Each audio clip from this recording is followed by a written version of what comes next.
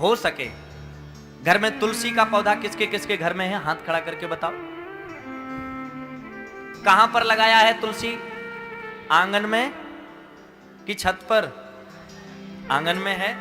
हाँ, अब किसी के घर में नहीं व्यवस्था हो तो छत पर भी यदि लगाएं तो ये ध्यान से सुनना, छत में भी बीच छत में लगाएं, किनारे न लगाएं, आंगन में। वो छत का आंगन होता है। तुलसी हमेशा बीच आंगन में होती है। और जो लोग बहुत कहते हैं महाराज जी हमारे घर की तुलसी ठहरती नहीं है, हमारे घर की तुलसी, तो वो उसमें एक दोष हम लोग करते हैं। क्या?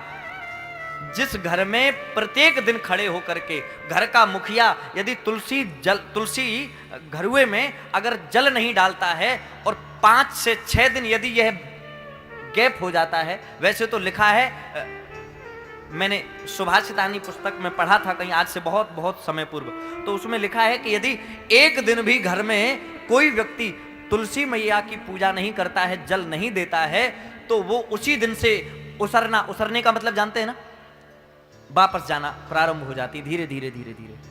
और यदि फिर उस एक दिन न डालने की आपको प्रायश्चित करना हो तो 11 दिन लगातार आपको डालना पड़ेगा, तब एक दिन की मुक्ति होती है, ऐसा लिखा है।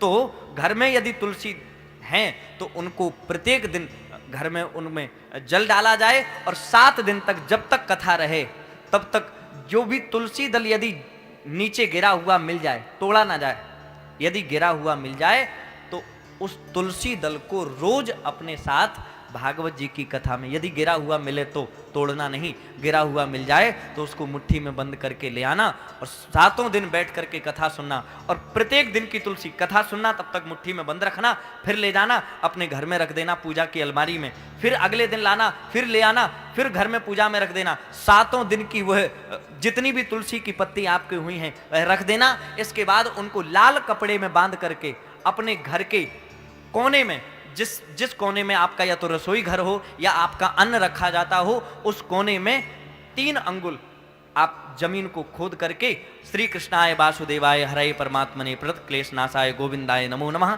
इस मंत्र का जाप करते हुए वहां पर रख देवें, मिट्टी से ऊपर ढक दें। उस घर में कभी अन्न धन की कमी नहीं रहेगी। प्रेम से बोलो राधे।